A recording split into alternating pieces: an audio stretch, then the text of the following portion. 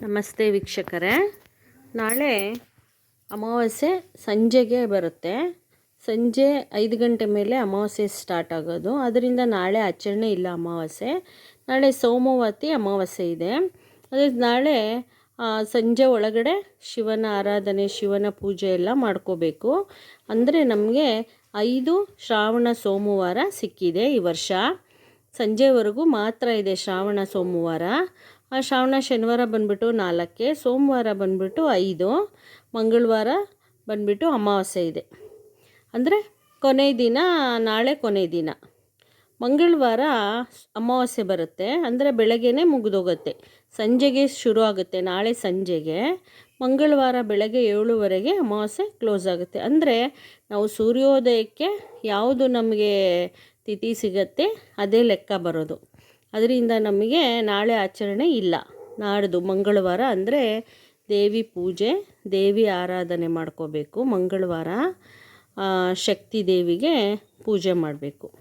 ಅದು ನಾಳೆ ಬೆಳಗ್ಗೆನೇ ನೀವು ಬೇಗ ಎದ್ದು ಸೂರ್ಯೋದಯಕ್ಕೆ ಮುನ್ನ ಶಿವನ ಪೂಜೆ, ಅಭಿಷೇಕ, ರುದ್ರಾಭಿಷೇಕ, ಬಿಲ್ವಾರ್ಚನೆ ಎಲ್ಲ ಮಾಡ್ಕೊಳ್ಳಿ.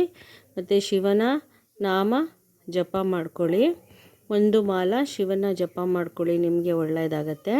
108 ಸಾರಿ ಓಂ ನಮಃ ಶಿವಾಯ ಅಂತ ಜಪ ಮಾಡ್ಕೊಳ್ಳಿ. ನಾಳೆ ಬಂದುಬಿಟ್ಟು ಅದು ಸಿದ್ಧಿ ಯೋಗದಲ್ಲಿ ಬಂದಿದೆ. ಅಮಾವಾಸ್ಯೆ ಸಿದ್ಧಿ ಯೋಗದಲ್ಲಿರೋದ್ರಿಂದ ತುಂಬ ಒಳ್ಳೆಯದು. ನಾಳೆ ಸೋಮವತಿ ಅಮಾವಾಸ್ಯೆ ಕೂಡ ಸಿದ್ಧಿ ಯೋಗದಲ್ಲಿ ಬಂದಿದೆ, ಮಗ ನಕ್ಷತ್ರದಲ್ಲಿ ಬಂದಿದೆ. ಅದರಿಂದ ನಾಳೆ ಆಚರಣೆ ನಿಮಗೆ ಸೋಮವತಿ ಅಮಾವಾಸ್ಯೆ ಅಂದರೆ ಶಿವ ಪಾರ್ವತಿ ಇಬ್ಬರು ಭೂಮಿಗೆ ಬರುವಂಥ ದಿನ ನಾಳೆ. ಅದರಿಂದ ತುಂಬ ವಿಶೇಷ. ಕೊನೆಯ ಶ್ರಾವಣ ಸೋಮವಾರ. ಅದರಿಂದ ನೀವು ಶಿವನ ಆರಾಧನೆ ಮತ್ತು ಶಿವನ ದರ್ಶನ ಮಾಡಿ, ಗುಡಿಗೆ ಹೋಗಿ ಶಿವಲಿಂಗದ ದರ್ಶನ ಮಾಡಿ.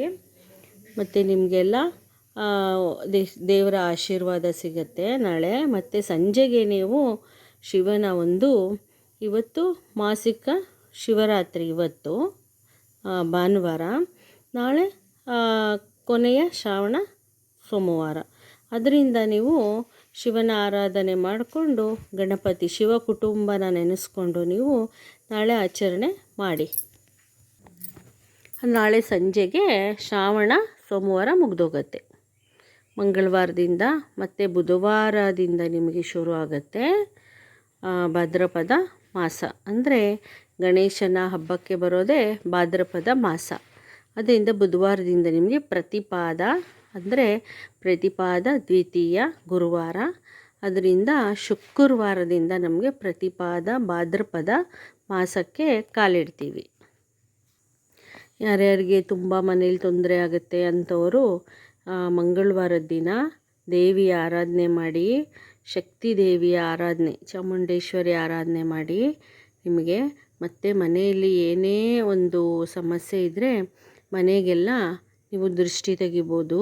ಮಂಗಳವಾರ ಮನೆಯಲ್ಲಿ ಯಾರಿಗೂ ಹುಷಾರಿಲ್ಲ ಅಂದರೂ ಅವರಿಗೂ ಗುಡಿಗೆ ಹೋಗಿ ಅರ್ಚನೆ ಮಾಡಿಸಿ.